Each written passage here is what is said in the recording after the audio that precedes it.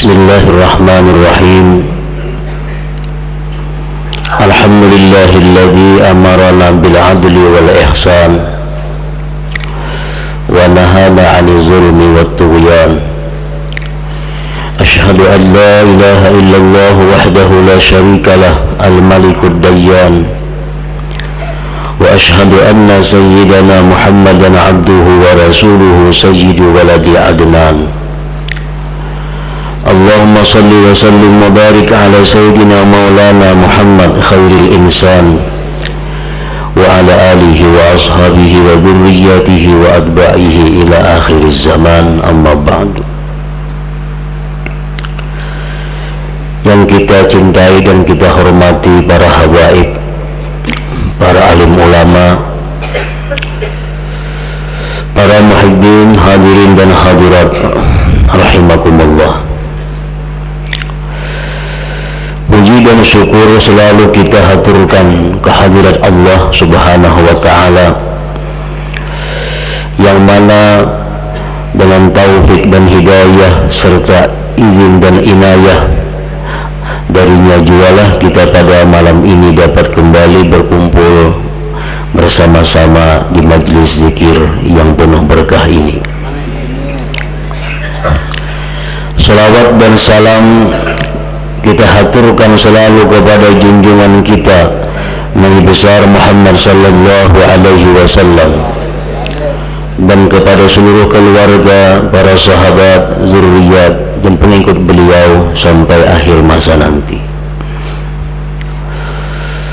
Para muhibbin rahimakumullah, al-hadits tsani wa tsalasun, hadis yang ke-32 dari 40 hadis. An Abi Sa'id Sa'd bin Malik bin Sinan al-Khudri radhiyallahu anhu anna Rasulullah sallallahu alaihi wasallam qala la darara wa la dirar, haditsun hasan, rawahu Ibnu Majah wa Daraqutni wa ghairuhuma musnada wa rawahu Malikun fil Muwatta mursala an Amr ibn Yahya an abihi anin Nabi sallallahu alaihi wasallam mursala fa asqata Aba Sa'id wa lahu turuqun yuqawwi ba'daha ba'da. Dari Abi Sa'id Al-Khudri radhiyallahu anhu bahwa Rasulullah sallallahu alaihi wasallam bersabda, la darara wa la dirar.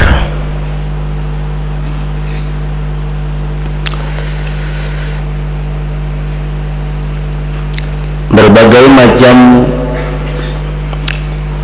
penjelasan daripada para ulama tentang makna hadis yang sangat singkat ini, la darara wa la dirar. Sebagian daripada ulama menjelaskan bahwa maksud daripada la darara wa la dirar adalah la yadurru ahadun ghairah, tidak boleh memudaratkan seseorang akan yang lainnya.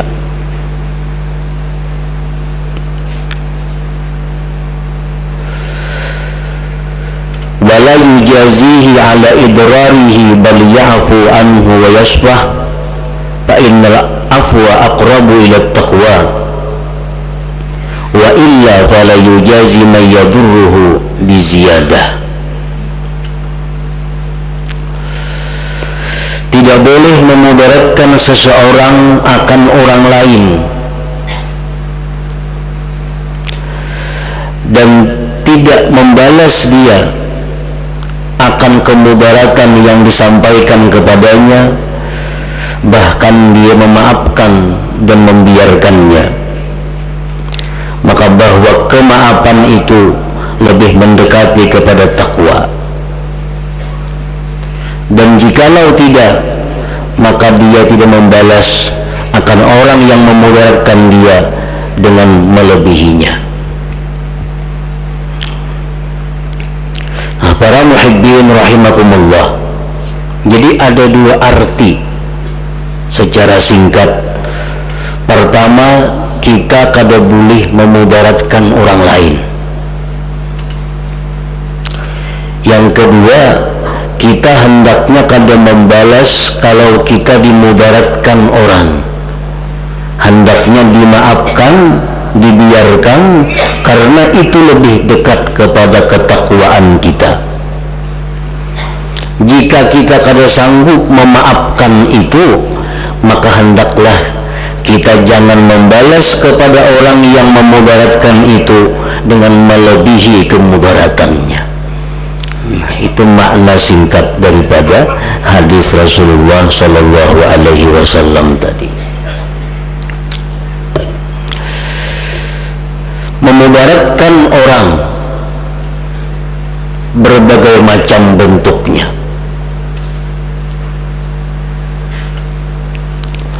Baik hal yang berupa ibadat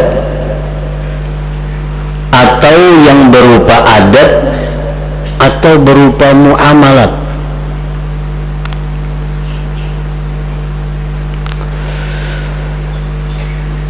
Di zaman Rasulullah Sallallahu Alaihi Wasallam diceritakan ada seorang laki-laki. Laki-laki ini membawa 2 ekor unta di waktu menjelang malam hari. Bulik laki-laki ini daripada tempatnya bekerja membawa 2 ekor unta. Sampai di tengah jalan menuju rumah, di situ ada masjid. Laki-laki itu bertanya siapa imam di masjid itu. Orang kampung menjawab, imam di masjid ini adalah Muaz bin Jabal, sahabat Rasulullah Sallallahu Alaihi Wasallam. Laki-laki tadi melepaskan untanya dan dia ikut sembahyang berjamaah dengan Muaz bin Jabal, sahabat Rasulullah. Ternyata Muaz bin Jabal ini sembahyang rakaat pertama sesudah Fatihah membaca surat Al-Baqarah. Surat Al-Baqarah itu kurang lebih 2 juz setengahan tuh. Rakaat yang kedua Muaz bin Jabal habis Fatihah membaca surat An-Nisa. Pukul 12 nih tuntong sembiang Isya nih.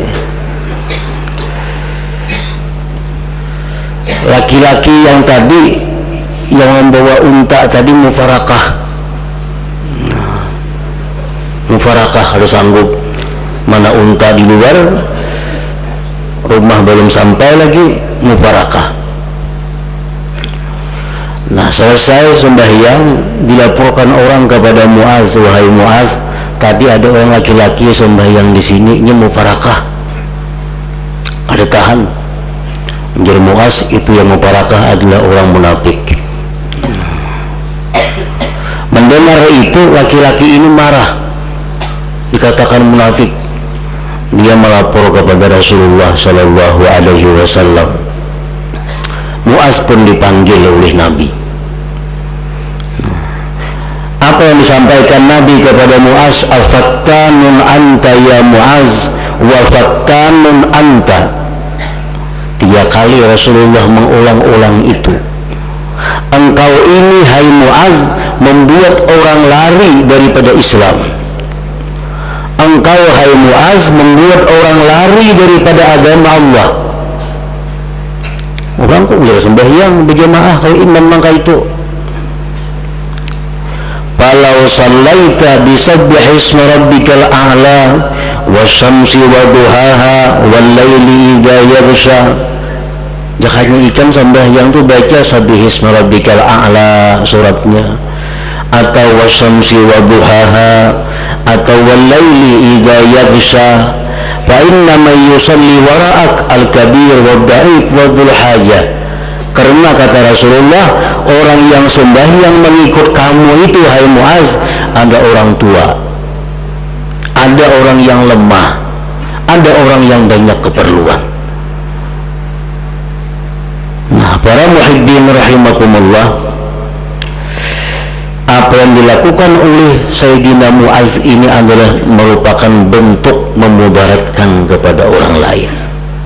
Nah, walaupun itu berupa ibadah, walaupun itu berupa sembahyang, tetapi karena memudaratkan orang lain, maka Rasulullah pun menegur Mu'az dengan teguran yang sangat keras. Afattanun anta ya Mu'az wa fattanun anta.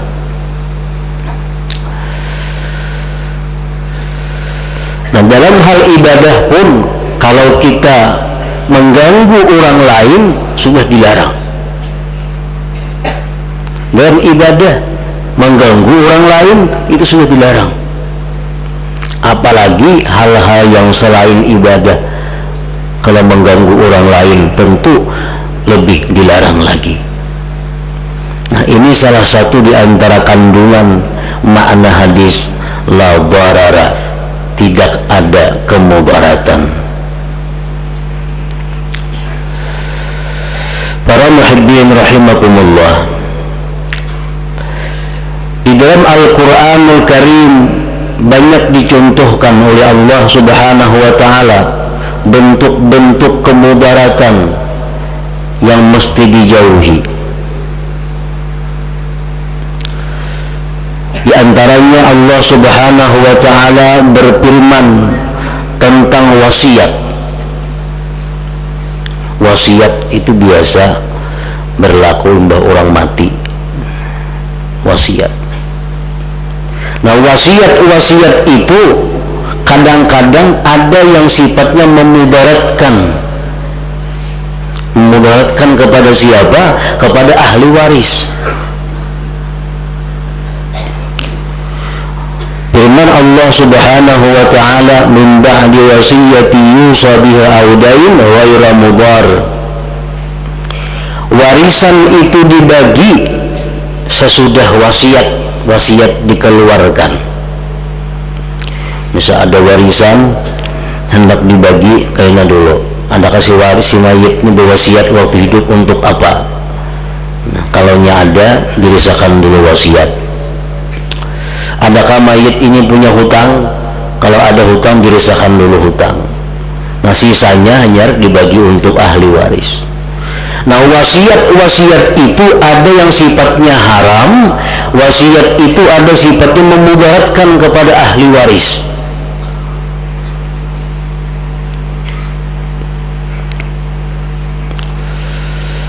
Misalnya kita kada hendak si pulan itu mewarisi pun kita secara full. Kenapa? Karena asa kabaratan kita kada diisi apa-apa kula lain pada si A di si kula umpamanya. Maka mun aku ni mati, si A itu mewaris hartaku. Karena itu hukum Allah. Al-Quran mengatakan si A, si B, si C yang mewaris. Nah, termasuk si pulang itu yang mewaris. Kita na ampun hartanya keberatan, kamu ingat itu mewaris. Nah, dibikinlah wasiat yang sekada-kadanya mengurangi hak ahli waris. Nah, ini yang dimaksud oleh Allah memudaratkan ahli waris. Jadi kalau berwasiat itu, wasiat boleh, cuma jangan lebih dari sepertiga harta, dan dengan niat jangan ada mengurangi bagian waris.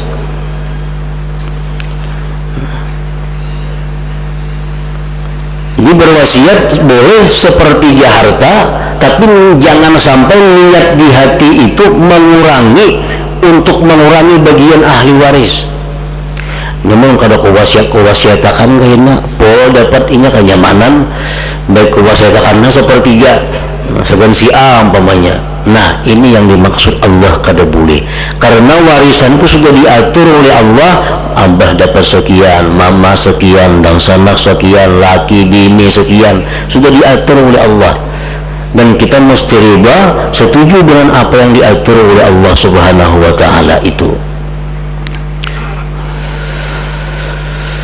Rasulullah sallallahu alaihi wasallam bersabda, innal abda la ya'malu bi ta'atillah sittina sana summa yahduruhul maut fayudarru fil wasiyah fayadkhulun nar. Seseorang, kata Rasulullah, beribadah kepada Allah selama 60 tahun. 60 tahun dia beribadah kepada Allah. Namun begitu dia mendekati kematian, dia membuat satu wasiat, yang mana isi wasiatnya itu adalah memudaratkan ahli waris. Memudaratkan ahli waris itu artinya bisa ahli waris kada ada lagi yang diwaris-waris, atau ahli waris kurang dapat bagian daripada yang semestinya. Nah, fayudarru fil wasiat, maka dia mudaratkan pada wasiat, fayadkhulun nar, maka itu orang masuk neraka karena diakhiri hidupnya dengan su'ul khatimah. Para muhibbin rahimakumullah, ini sangat tergantung kepada niat. Kita berisi anak umpamanya seekor laki-laki. Nah, kalau aku mati, anakku ini mewaris seluruh harta. Ahli waris lain kalau ada lagi. Nah, masih anak mewaris seluruh harta. Karena itu hukum Allah. Nah, sekuitannya asa kada nyaman anakmu semuaan mewaris. Asa kada nyaman. Karena ada orang-orang lain yang mesti diberi. Lalu si kuitannya mengulah wasiat. Namun aku mati, si pulan beri isi anu, si pulan beri isi anu, si pulan beri isi anu, si pulan beri sekian. Akhirnya si anak yang mestinya menerima pun jadi kurang, karena di dalam wasiat dibagi sedemikian rupa. Nah, apabila wasiatnya itu selama tidak lebih dari 1/3 harta, itu sah. Tetapi kalau niat yang berwasiat ini untuk mengurangi bagian anak, nah itu yang dimaksudkan memudaratkan ahli waris. Tapi kalau dalam hatinya kalau ada niat demikian, nah itu kalau termasuk sesuatu yang dipermasalahkan, artinya boleh aja.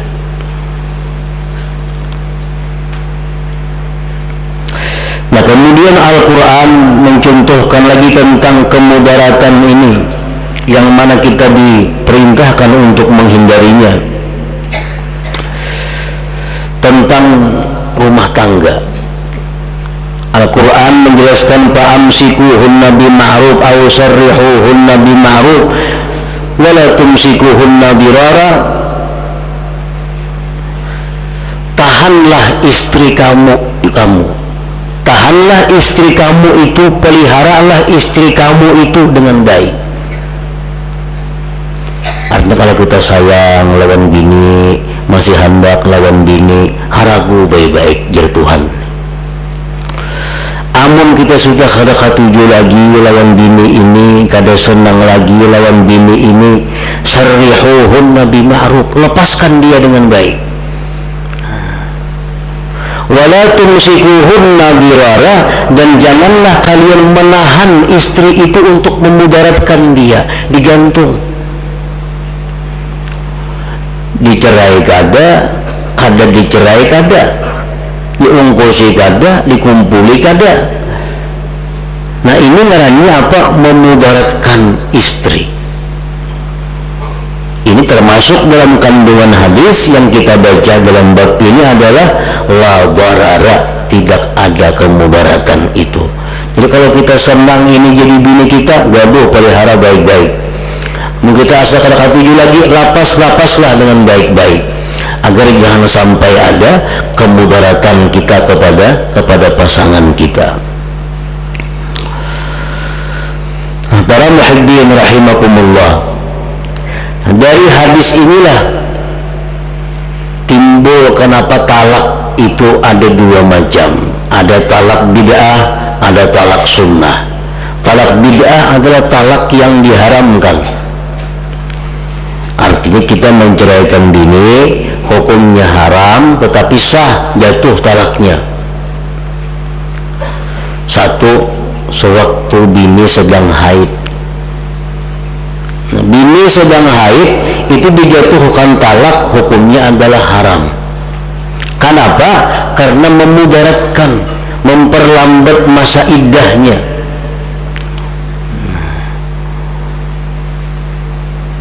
Memperlambat masa iddah berarti memperlambat kebebasan seorang perempuan. Itu masuk bagian daripada memudaratkan. Yang kedua, menceraikan pasangan, menceraikan istri yang suci tapi masih dikumpuli, itu pun diharamkan. Karena kalau istri ini menjadi hamil, maka dia akan lama masa iddahnya.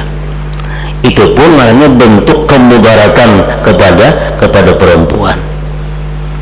Termasuk juga di dalam kandungan hadis Nabi yang pendek ini, la barara, tidak ada kemudaratan. Para muhibbin rahimakumullah. Kemudian yang kedua, wala dirar. Kita jangan memudaratkan orang dalam segala bentuk apapun, baik beribadat jangan sampai mengganggu orang, bekerja jangan sampai mengganggu orang, berusaha jangan sampai mengganggu orang. Nah, ini adalah hukum yang diberikan Allah kepada kita melalui Rasulullah Sallallahu Alaihi Wasallam. Andai kata kita dimudaratkan orang, nah kalau kita diganggu orang, baik harta kita, baik diri kita, baik pribadi kita disambati orang umpamanya, fala yujazihi ala idrarihi, maka kada perlulah membalasnya, kada perlu dibalas. Bal ya'fu anhu wa yasfah, bahkan hendaknya dia memaafkan dan membiarkan. Fa innal afwa aqrabu littaqwa, karena itu memaafkan lebih mendekati kepada ketakwaan kita. Wa illa, dan jika tidak, harus kubalas dia. Udah tahan maafakan. Nah, amal hendak membalas dia, maka jangan sampai balasan itu melebihi daripada kemudaratan yang kita terima. Nah, oleh karena itu para muhibbin rahimakumullah, bersangkutan dengan hukum-hukum biasanya yang membalas itu kada boleh kita seorang, mesti ada pihak ketiga atau pemerintah. Karena kalau kita seorang bisa labihan karena membalasnya.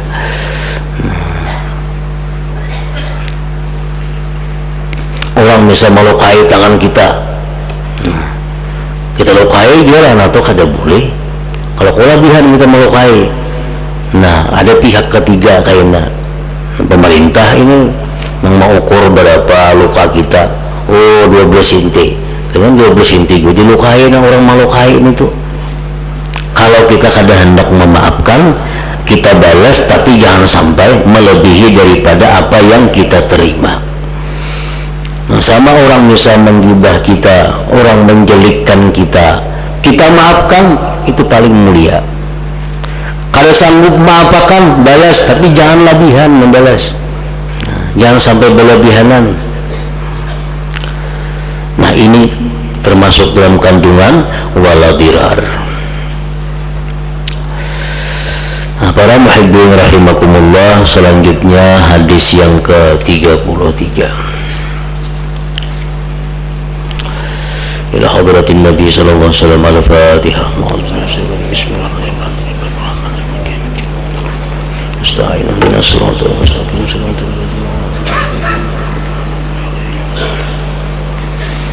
Asyhadu an la ilaha illallah wahdahu la syarika lahu